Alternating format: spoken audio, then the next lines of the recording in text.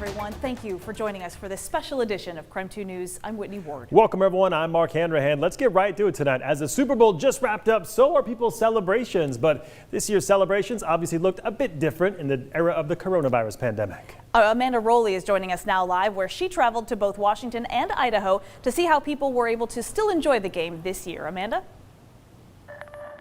Good evening. It's like the tale of two cities for this Super Bowl Sunday. Under Washington state guidelines, Spokane County is still in phase 1 of reopening and can only serve a limited number of guests indoors. But in Coeur d'Alene, we found multiple bars and restaurants hosting watch parties with large gatherings and no masks in sight. You could say Super Bowl Sunday is like its own holiday, where family and friends all gather together.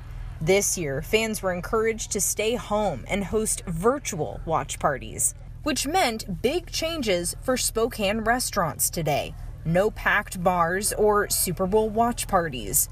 But for some, the number of to-go orders shot through the roof. TT's Barbecue and Brewery in Spokane Valley maxed out at 75 orders for the big game. That puts our smokers at capacity, so that's all we could do. It is very humbling, though, sometimes just to think, hey, we created this. Admittedly, the Super Bowl is not historically a big business day for some establishments. That's because most people host their own watch parties at home.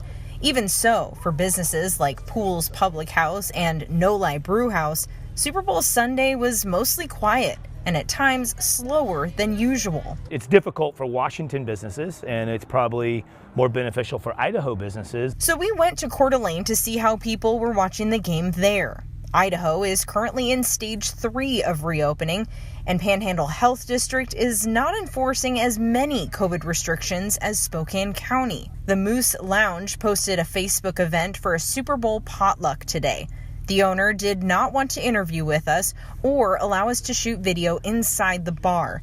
But for the few minutes I was there, a man at the door immediately told me I did not need to wear my mask and encouraged me to take it off. I saw roughly 20, maybe 30 people gathered near the bar, all not wearing masks. Then we went to Cricket's across the street. The manager told me the bar was at 50% capacity for the game. So are you guys requiring masks and social distancing? No, people are free to choose to come in with masks or not. And as far as sitting at the table, our tables, we have a lot of booths, and so our tables are spaced out anyways. Customers here did seem somewhat spaced out, but many of those customers stopped us for wearing masks, asking us to take them off. So overall, it felt like Super Bowl 19 in Coeur d'Alene, but that was not the case here in Spokane. And some of those Spokane businesses I talked to today say they would have liked to have huge crowds watching the game at their establishments, but they are bound by those Washington restrictions, and they want to follow these guidelines to a T in hopes of reopening soon. Reporting in Spokane tonight, Amanda Rowley, KREM 2 News. Amanda, thank you very much. You know, it has been 3 years since someone with a local connection has won a Super Bowl ring. However, that streak ended tonight, didn't it, Brenna? Yeah, Mark, the last player with a local tie to become an NFL champion was Destiny Viau with the Eagles in 2019. Well, Destiny's former teammate, Dayon Buchanan, became the latest Coug to get a ring today with the Bucs' 31-9 win over Kansas City. Buchanan mostly plays on special teams. Dayon was signed to the Bucs practice squad at the beginning of January and elevated to the active roster in mid-January. Pretty fortuitous there. This is Buchanan's second stint in Tampa. Congrats to the former Coug. Back to you guys. Brenna, thank you very much. Now to a developing story out of Spokane Valley. Detectives are trying to solve the murder of a teenager killed at a party overnight. Police responded to several calls of gunshots in the 900 block of South Beige Road at around midnight. Officers say they found a crowd of people standing around a teenage boy who was lying on the ground in front of a house. He was pronounced dead at the scene. Police believe the shooting is gang-related. Detectives are asking neighbors to turn in any home video captured overnight or report anything suspicious they may have seen in the neighborhood. The number for Crime Check is right there at the bottom of your screen. All right, let's talk weather now. We've been pretty lucky the past few weeks or so. We had some pretty mild temperatures here in Spokane, although we did see a bit of snow, at least here on the South Hill earlier today. Just a teeny tiny bit, but all of that is about to change. We've got some very, very cold temperatures headed this way this week. Tom Sherry is joining us from the outside. Is it frigid out there yet, Tom? Well, I tell you what, this is nothing compared to what it's going to be like later this week. We're tracking daytime highs in the teens and overnight lows in the single digits. Now, we do have a chance of a little bit more snow tonight here in the Spokane area. It would be less than an inch.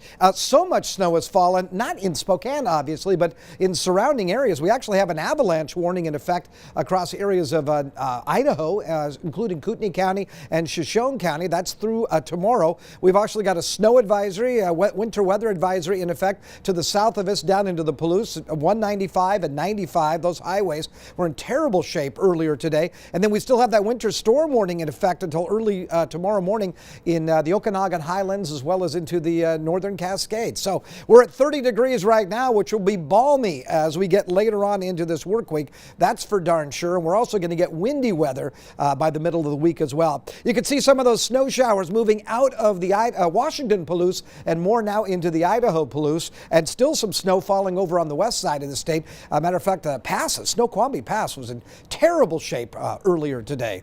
We'll look for temperatures to drop down to about 21 degrees tonight. Tomorrow morning, about 25, so a very cold start. And right now, even though I think tomorrow is dry and partly cloudy, I think we're barely going to get above freezing. Right now, I'm calling for a daytime high of 33 degrees. But again, this advisory to the south of us, still snow falling in these areas and difficult driving conditions. I'll have a look at your 10-day forecast, all coming up in a few minutes. We'll talk to you then, Tom. Thank you very much. As more Americans get vaccinated against the coronavirus, some are thinking about traveling again, and we've seen no shortage of claims and questions about how the vaccine might impact a COVID test required by some airlines. That's where the KREM 2 Verify team comes in.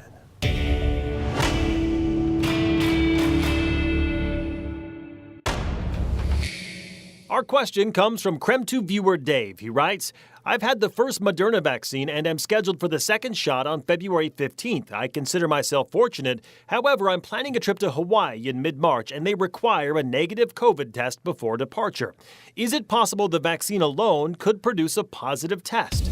Our sources for this story are the Centers for Disease Control and Prevention and Dr. Anna Wald, the head of the Allergy and Infectious Diseases Division at the University of Washington School of Medicine.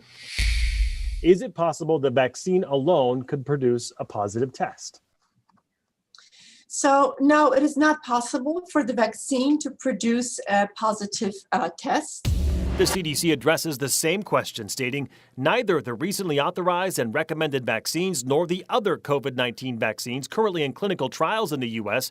can cause you to test positive on viral tests, which are used to see if you have a current infection. The tests that are used prior to travel usually rely on detection either the antigen or the genomic material of the virus from the nose.